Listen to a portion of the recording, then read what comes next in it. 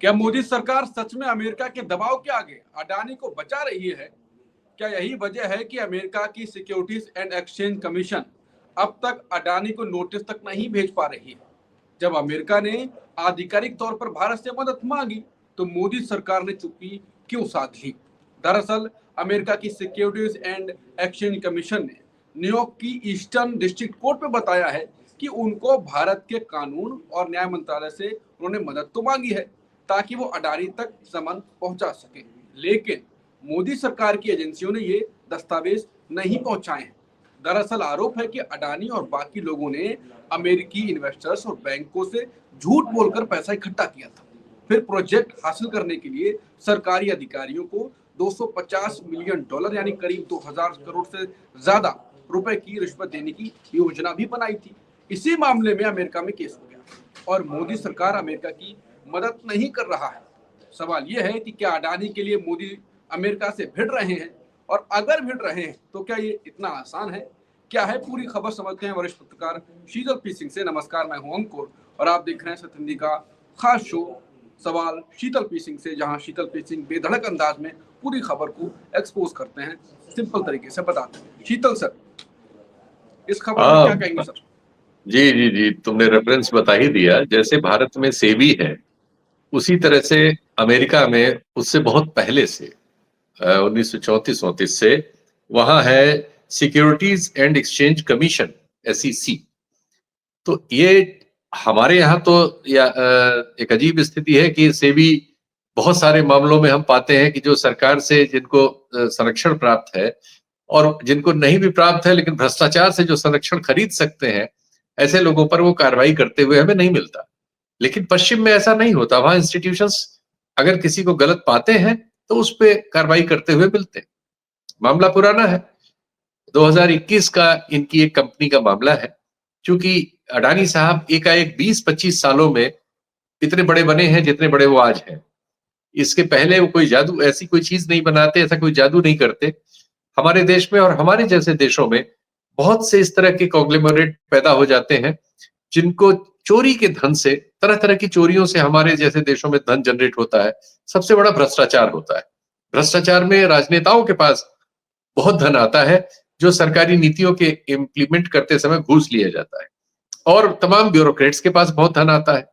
और ये हमारे यहाँ पहले चर्चा होती रही थी, आजकल बंद हो गई है। काले धन की बड़ी बात होती थी, इतने लाख करोड़ बाहर है, इतने लाख फलाना है, इसलिए बंद हो गई कि इसके पहले तो आरोप के तौर पे लिया जाता था और उस समय यूपीए की सरकार को कटघरे में खड़े करने के लिए लिया गया था और ये दावे किए गए थे कि इसको हम ले आएंगे। लेकिन बाद में हमने देखा कि ये सब बातें गलत थी। वो वही जो काम हो रहा था वही और बड़े पैमाने पर होने लगा कि वो हमारी कंपनियों में मॉरिशस से और अन्य जगहों से, सिंगापुर और मॉरिशस से घूम के आता है और वो FDI बन के हमारी कंपनियों में यहाँ के एसेट खरीदने के काम आता है। इस चोरी के पैसे से हमारे बहुत सारे कॉन्ग्लोमरेट बने हैं। अडानी जी पर भी इस तरह के आरोप है, लेकिन अब चूंकि कहीं से कोई जांच हमारे देश में किसी लेवल पे उनके खिलाफ जो भी कथित शुरू भी हुई वो कहीं नहीं पहुंची और कोई बड़ी जांच हो नहीं रही है, तो यहाँ तो कुछ पता नहीं चला। लेकिन अमेरिका में ऐसा संभव नहीं था। अमेरिका में अपनी एक कंपनी के लिए, अडानी ग्रीन्स के लिए, उन्होंने वो जो तुमने फिगर बताई है वो उन्होंने जुटाया वहां के बाजार से और कुछ हमारे यहाँ से। लेकिन वहां अगर कोई कंपनी काम करती है और अमेरिकी टैक्स पेयर से पैसा जुटाती है तो उसको उन कायदे कानूनों का पालन करना पड़ता है जो अमेरिका में लागू है या पश्चिम में लागू है। वो कायदे कानून ये है कि कोई भी इस तरह की कारपोरेट कंपनियां कहीं भी घूस वगैरह में शामिल नहीं होगी। कहीं किसी देश में या अपने देश में या कहीं इस तरह के किसी अपराध में शामिल अगर होंगी तो उन पर बहुत सख्त वो कार्रवाई करते हैं, क्योंकि वो अपने पैसे को अपराध के लिए नहीं दे सकते। अच्छा, अमेरिका से भारत का रिश्ता इन सब मामलों में बहुत साफ रहा है। अभी ट्रंप प्रशासन ने आने के बाद आप देखिए कि आतंकवादी को जो पाकिस्तानी मूल का है, कनाडा के जरिए वहां पकड़ा गया था, उसको भारत भेजा है।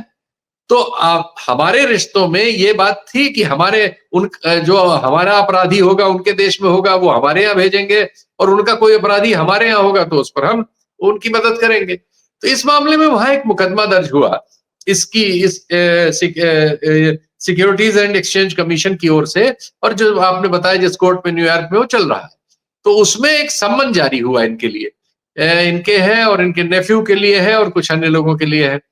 अब वो सम्मन उन्होंने भारत के कानून विभाग को भेजा, कानून मंत्रालय को, और ये 6 महीने पहले की बात है। अब कल की सुनवाई में इस एक्सचेंज ने लिख के दिया है कि भारत ने पिछले 6 महीने में उनको ये सूचित नहीं किया है, भारत की न्याय मंत्रालय ने, कि उसने ये सम्मन उनको क्यों, मतलब इस सम्मन को संबंधित व्यक्तियों को रिसीव कराने की सूचना नहीं दी, यानी ये रिसीव नहीं हुए। ये उन्होंने कल सूचना दी है।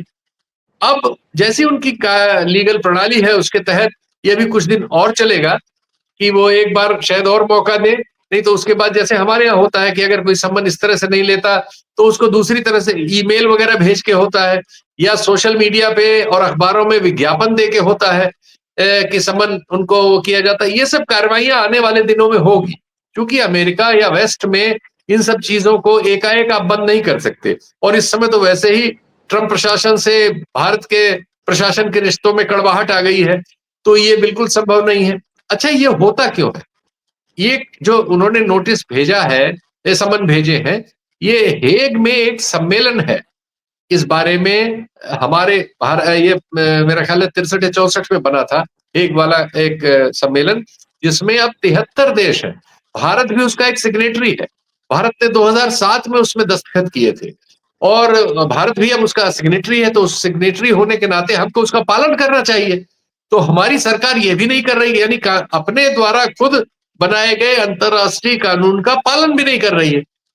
ये चीज ये बता रही है कि जो आरोप लगते रहे हैं मोदी जी पर, अडानी के मामलों में वो बहुत पक्षपातपूर्ण रवैया अपनाते हैं। उनकी मदद करने के लिए वो छत्तीसगढ़ में जंगल के जंगल काट सकते हैं, वो बांग्लादेश जाएंगे तो उनके लिए अडानी के लिए बिजनेस लाएंगे, वो लंका जाएंगे तो बिजनेस लाएंगे, वो ऑस्ट्रेलिया जाएंगे तो बिजनेस लाएंगे, वो केन्या जाएंगे तो बिजनेस लाएंगे, और इनमें से ज्यादातर जगहों पर अडानी के मामलों में शिकायतें हो रही हैं, और ज्यादातर केन्या वगैरह में उनका बिजनेस वापस हो गया है, बांग्लादेश में भी वापस हो गया है, और अब अमेरिका में ये बात हो रही है। तो अंतरराष्ट्रीय स्तर पर हमारे सबसे बड़े व्यापारिक समूह की भारत में साख जो है एक अजीब तरह, मतलब एक गलत काम करने वाले की है। ये और बात है कि भारत में उनकी साख हमारी सरकार के प्रधानमंत्री के दोस्त के रूप में है। आपको याद ही होगा कि जब 2014 का कैंपेन था, तो जिस जहाज पे मोदी जी चलते थे वो अडानी जी का था, उसमें बड़ा बड़ा अडानी लिखा हुआ था, और उसी पर वो चलते थे। वो जहाज बहुत, वो फोटो बहुत पॉपुलर है कि वो बाकायदा, मतलब ये जो बॉनहोमी है ये बहुत है, इसके बारे में पूछे गए तमाम आरटीआई सवालों को बुलडोज किया गया, और बहुत से लोगों ने ये कहा कि उनसे उनकी इंटीमेसी बहुत है। जब वो विदेश यात्राओं पे जाते हैं तो कहा जाता है कि आसपास के होटल में या आसपास के कमरों में ये लोग होते हैं। खैर, इन सब चीजों पे चूंकि बहुत सारी चीजें आती हैं, लेकिन ये तो तथ्यगत है जो ये मामला आ गया है। और अडानी पर इसके अलावा एक और मामला है जिसकी जांच एक लेवल पर है, भी नतीजे पर नहीं पहुंची, कि ईरान से जो कच्चा तेल सैंक्शंस के बावजूद शायद इनके पोर्ट के जरिए आना जाना उसका हुआ है, उस सब की भी जांच चल रही है। आज नहीं तो कल वो भी गले में आएगी। और अब देखते हैं कि भारत इसको, चूंकि इस बात से भारत की बदनामी हो रही अंतरराष्ट्रीय रंगमंच पर, कोर्ट में, और जब अगर ये प्रचार विचार होगा, अगर आने वाले दिनों में ये आदेश होगा कि इसको अखबारों में प्रचार करिए, सारी दुनिया में वो नोटिस छपेगा, तो भारत का क्या मुंह रह जाएगा कि भारत अंतरराष्ट्रीय कायदे कानूनों का पालन न करने वाला देश है? क्या भारत अपने यहाँ अपराधियों को संरक्षण देने वाला देश है?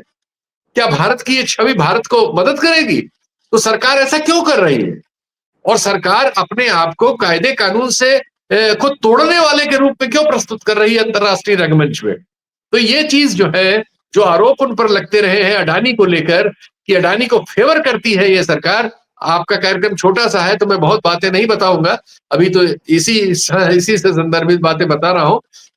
वरना उनके बहुत सी चीजें ऐसी हैं जिन पर स्क्रूटनी होनी चाहिए और उनकी जांच होनी चाहिए, लेकिन हमारे देश में जांच की जगह उनको तमाम तरह के इनाम विभिन्न तरह से दिलवाए गए हैं, और हम देख रहे हैं कि बहुत सारे एसेट्स उनके लिए कानून कायदे बदल के या सहूलियत देके उनके पक्ष में किए गए हैं, और ये क्रम अभी जारी है। तो देखते हैं कि आने वाले दौर में भारत की साख पर भारत कैसे एक आदमी को जो एक दूसरे देश में किसी क्रिमिनल मामले में, आर्थिक मामला ही सही, अगर जांच के घेरे में है या किसी अदालत में है, तो क्यों सरकार उसको बचाती हुई मिले अंतर्राष्ट्रीय रंगमंच पे, और वो भारत की कीमत पर। ये ऐसा इसलिए भी कि आज से कुछ दिन पहले किसानों के एक मामले पर बोलते हुए प्रधानमंत्री जी ने ये शेखी बघारी थी कि हम किसानों के हित से कोई समझौता नहीं कर सकते, चाहे मेरा निजी नुकसान हो जाए। आज वो निजी नुकसान जो है सामने आ गया कि किसानों के मामले में तो पता नहीं आपने क्या किया, क्योंकि 100 जगह कम से कम इस सीजन में खाद के लिए किसान लाठियों से पीटे गए हैं। 700 किसान दिल्ली के बॉर्डर पे बैठे बैठे शहीद हो गए, और तब जाके वो कानून बदला। अभी आप वो लैंड पूलिंग की बात कर रहे हैं, जिसमें आम आदमी पार्टी में भी पंजाब में शामिल हुई तो उसको विड्रा करना पड़ा। हरियाणा में आप बात कर रहे हैं, तो किसानों से तो हम आपका रिश्ता एक ही तरह से पा रहे हैं कि दावा आपने किया था कि आप उनकी आय डबल कर देंगे, लेकिन हुआ ये कि इन्फ्लेशन के अगेंस्ट उनकी आय जितनी थी उतनी भी नहीं रही। कहा जाता है 0.25% कम हो गई। तो रियलिटीज कुछ है और असलियत ये सामने आई। 3 दिन पहले उनका भाषण था, 3 दिन बाद सामने आ गया कि वो जो उनका पर्सनल है वो कहीं अडानी जी के की रक्षा में खर्च हो रहा है। भारत भारत की साख अडानी जी की रक्षा में। ये हमारी रियलिटी। आखिरी सवाल, क्योंकि समय तो लगभग हो चुका है। राहुल गांधी ने ट्वीट भी किया था और लगातार आरोप भी ये बात लगाई कि मोदी इसलिए ट्रंप के सामने नहीं बोल रहे हैं क्योंकि अडानी का किस्सा चल रहा है। अगर ये बोले तो फिर अडानी ट्रंप पता नहीं क्या क्या बोल देंगे, सच्चाई सामने ले आएंगे। लेकिन मोदी जी कुल मिलाकर बिना नाम लिए बोले भी, और अब अमेरिका के हिसाब से वो भी कह रहे हैं कि हम नहीं भेजेंगे सामान अडानी को। तो पंगा तो ले रहे हैं ना अमेरिका से फिर। तो इसका मतलब वो किस्सा चल रहा है या राहुल गांधी ने ऐसे ही बोल दिया? नहीं भाई, राहुल गांधी वगैरह विपक्ष में है, वो सरकारों पर अपने हिसाब से आरोप लगाते रहते हैं, लेकिन आप अपने काम से अगर उनके आरोपों को सही सिद्ध कर देंगे। महुआ मोइत्रा ने भी ट्वीट किया है आज भी इस पर, महुआ मोइत्रा भी इस पे बोलती रही है। सवाल है कि सरकार क्यों ऐसा कर रही है। वो आरोप लगा रहे हैं, उनके आरोप को गलत साबित करिए, ऐसा ना करिए। आप भारत देश की कीमत पर ऐसा क्यों कर रहे हैं। अभी आपको जैसा मैंने बताया कि अमेरिका ने कुछ दिन पहले एक आतंकवादी को जो उन्होंने पकड़ा हुआ था, अपनी अदालतों की प्रक्रिया पूरी करके आपको सौंपा है। अच्छा, वो तो हाँ। आप उनके अदालत का कोई सम्मन होगा तो आप उस सम्मन को रिसीव भी नहीं कराएंगे। तो आपकी क्या साख दुनिया में बनेगी कि आप कानून कायदे के पालन करने वाले देश है या गैर इस तरह से अराजक देश है। तो क्या भारत एक अराजक देश के रूप में अपने को स्थापित करना उचित समझेगा। इससे देशवासियों को या इस देश को क्या फायदा होगा। एक उद्योगपति को फायदा हो सकता है, लेकिन देश को क्या फायदा होगा। देश का तो बहुत नुकसान होगा, साख का नुकसान हो ही रहा है। और हम एक मतलब इस तरह के देश में शुमार किए जाएंगे जो गंभीर नहीं माना जाता। बिल्कुल। तो अब ये तो सवाल है जो शीतल जी ने उठाया कि क्या अडानी के लिए मोदी जी देश की छवि को, देश की कोई छवि को नुकसान पहुंचा रहे हैं, देश की आर्थिक, और क्योंकि अगर ये हालात बिगड़े तो अमेरिका भी कुछ ना कुछ तो करेगा, और बाकी जगहों पर भी कैसी छवि बन रही है वो भी नुकसानदेह तो है। लेकिन अब बात ये भी है जो मैंने शुरुआत में कही है एंड में कि अमेरिका के सामने भी अडानी के लिए अभी तक तो खड़े हुए दिखाई दे रहे हैं, समन तक नहीं पहुंचाया जा रहा है। देखते हैं विवाद कैसे आगे बढ़ता है, क्या होता है, कौन दबाव मारता है और किसके दबाव के सामने कौन झुकता है। जो भी इस खबर में घटनाक्रम आगे होते रहेंगे हम आपको सूचित कराते रहेंगे, जानकारी लाते रहेंगे। तब तक के लिए नमस्कार।